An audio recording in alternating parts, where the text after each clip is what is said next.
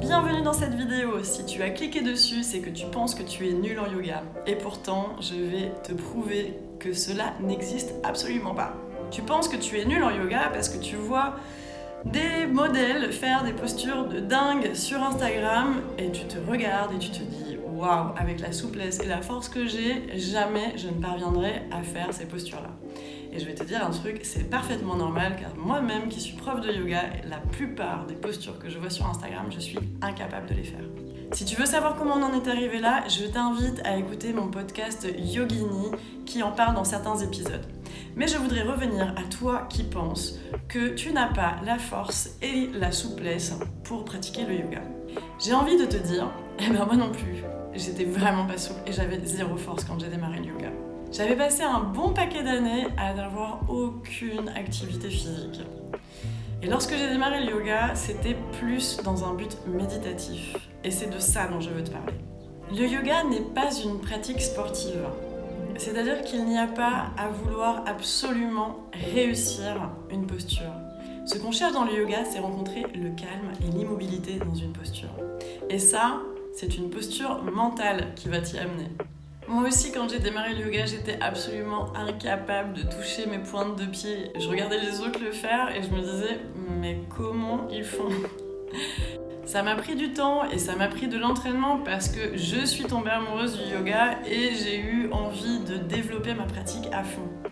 Mais si tu veux pratiquer le yoga pour les bienfaits mentaux qu'il représente, et c'est pour moi les meilleurs bienfaits qui existent dans le yoga, il n'y a absolument aucune raison de vouloir réussir une posture. Ceci n'existe pas en yoga, le concept de réussir une posture. Le problème, c'est qu'on vit dans une société basée sur des notions d'objectif et d'échec. Et si tu penses que tu n'as pas réussi ton objectif, à savoir pratiquer telle posture, tu penses que tu es en échec. Or, le yoga, c'est fait justement pour se détacher de tout ça.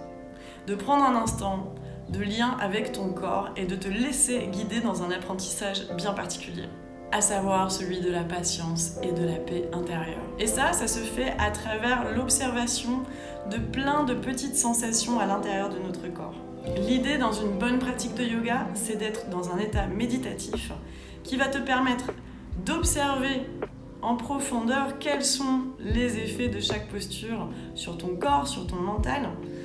Mais on ne va pas vouloir absolument aller au point final de la posture. Ça n'a aucun intérêt par rapport à ce qu'est la philosophie du yoga. Je vais donc te donner 3 clés pour réussir à avoir une pratique de yoga qui va réellement changer ton corps et ton mental. Premièrement, il s'agit d'entrer dans un état de conscience de soi, de son corps. Observer les choses les plus subtiles qu'il y a à l'intérieur de toi. Deuxièmement, il s'agit de respecter tes propres limites. Observer ce que tu es capable de faire un jour ou un autre. Ça peut changer, ceci aussi. Ça fait partie de l'impermanence des choses et le yoga est aussi là pour te l'apprendre. Et troisièmement, ne pas se comparer aux autres. Je sais, c'est difficile, cette société est faite pour qu'on se compare aux autres et encore plus sur les réseaux sociaux. Mais ceci ne te mènera à rien dans le yoga.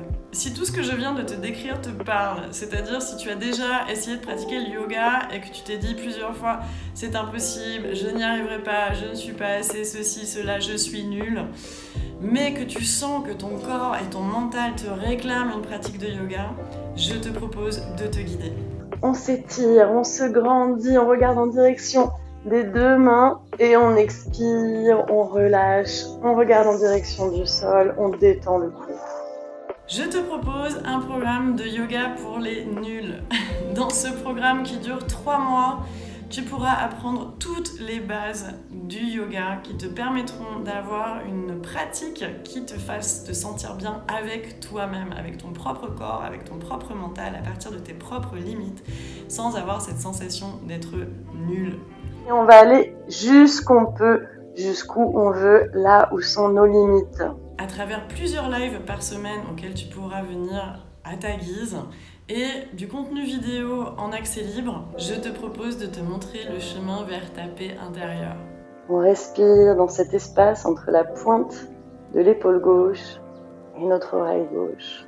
Et potentiellement, tu pourras même peut-être faire des progrès et commencer à te sentir vraiment à l'aise dans une pratique physique du yoga. En attendant, le plus important, c'est que tu te sentes bien dans ton mental et dans ton corps, et je te promets que ce programme y parviendra et tu en ressentiras les effets très rapidement. Je te laisse te renseigner, il y a toutes les infos à côté de cette vidéo. Et j'espère te compter très bientôt parmi mes élèves. À très vite, namasté.